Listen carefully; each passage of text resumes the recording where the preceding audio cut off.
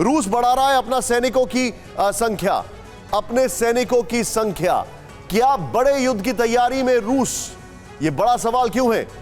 रूसी पार्लियामेंट ने सैनिकों की अपर एज लिमिट हटाने का कानून पास किया है। नंबर 1 वजह, रूस के यूक्रेन युद्ध में अभी तक हजारों सैनिकों के मारे जाने का दावा किया जा रहा है। मैं चाहूंगा राहुल सिर्फ इस ब्लॉक को जूम इन करें। फैसला, पहले 18 से 40 साल के रशियन और 18 से 30 साल के विदेशी रूसी फौज में शामिल हो सकते थे। वजह, रूस के पास अमेरिका की तरह रिजर्व सैनिकों की कमी है। यह कोई डिनाई नहीं कर सकता है। अमेरिका के पास जो रिजर्व्स हैं वो रशिया के पास नहीं है। नेक्स्ट इंफॉर्मेशन हमारे पास है वो ये देखें आप, नया कानून संसद में पास होने के बाद अब पुतिन के पास गया है। रूस के पास चीन की तरह भारी संख्या में सैनिकों की भी कमी है। मैं चाहूंगा ये वाली बॉल रखें और वो जो पोलैंड वाली खबर है और वो वाली ब्रेकिंग रखें। मैं सीधे चलूंगा आंचल सर के पास। आंचल सर, पोलैंड को डर है कि रशिया हमला कर सकता है। नंबर 1, रशिया जो है अपर एज लिमिट को है हटा रहा है सैनिकों की भर्ती को लेकर, जिससे कि उनके पास और ज्यादा सैनिक आ जाएं। एक और ऑप्शन यह था कि वो ऑल आउट वॉर डिक्लेयर करे, जो कि उसने नहीं किया। आपको क्या लग रहा है, रशिया की पोस्चरिंग कितनी और एग्रेसिव होने जा रही है? ये जो दो मूव्स हैं ये क्या बता रहे हैं? देखिए, पोलैंड का तो इम्पोर्टेंस है। देखिए, पोलैंड जो है यूक्रेन का बिल्कुल नेक्स्ट डोर नेबर है और उसकी सप्लाई लाइंस जो है सारी पोलैंड से होके आती है। तो जाहिर है पोलैंड जो है रशिया की पूरी स्ट्रैटेजिक कैलकुलेशन पे काफी ही एक इम्पोर्टेंट वो टारगेट है। लेकिन क्या रशिया पोलैंड की धरती पे जाके पोलैंड पे अटैक करेगा?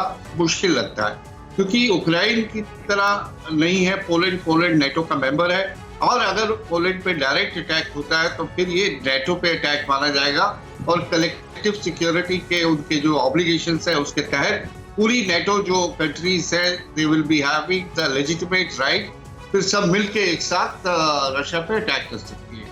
दूसरी बात आपने पूछी, ये जो एज लिमिट की बात कर रहे हैं, जाहिर है रशिया को इस बात का एहसास हो गया है कि अमेरिकन जो नेटो अलाइज उसे बहुत लंबे समय तक इस युद्ध में उलझा के रखना चाहते हैं और वो इस तरह की संभावनाओं को ध्यान में रखते हुए अपनी रिजर्व फोर्सेस को बिल्डअप करने की तैयारी में लगा हुआ है।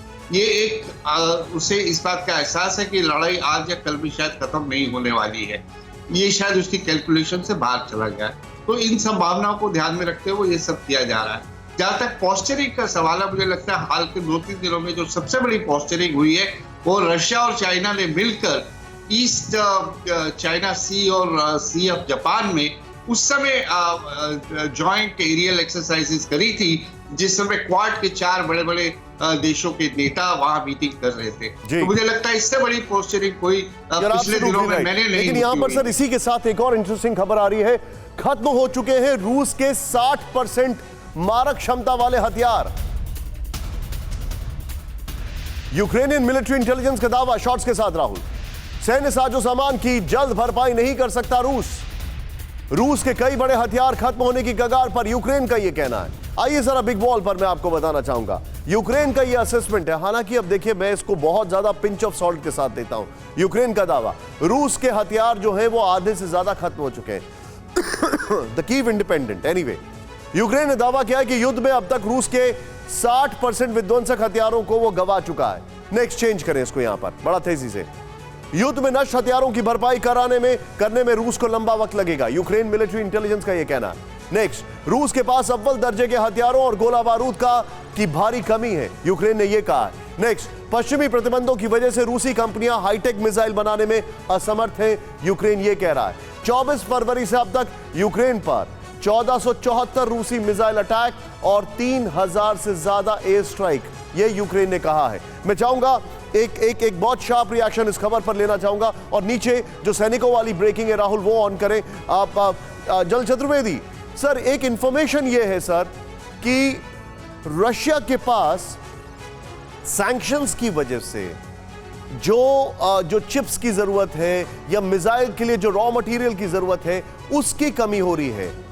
अब कितने हथियार खत्म हो गए नहीं हो गए ये तो मैं विद पिंच ऑफ सॉल्ट लेता हूं, लेकिन क्या यह बात सही है कि Russia is finding it difficult कि अपनी जो उनके पास जो वेपन सिस्टम है या वो सारी चीजें हैं उसको पूरे तरीके से फुल फ्लेज किया जाए?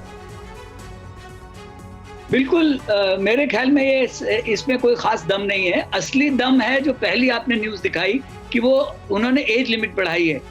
रशिया की जो इस वक्त की सबसे बड़ी वल्नरेबिलिटी है उनकी है, वो आप देखिए उनकी पूरी लड़ाई का जो स्ट्रैटेजी चल रही है, जो पूरी टैक्टिक्स है, वो ऑपरेशनल फिलॉसफी ये है कि मिसाइल्स का यूज कर रहे हैं, आर्टिलरी का यूज कर रहे हैं, टैंक्स का यूज कर रहे हैं। इन्फेंट्री नहीं होने की वजह से ग्राउंड होल्ड करना जरा उनके लिए मुश्किल हो रहा है।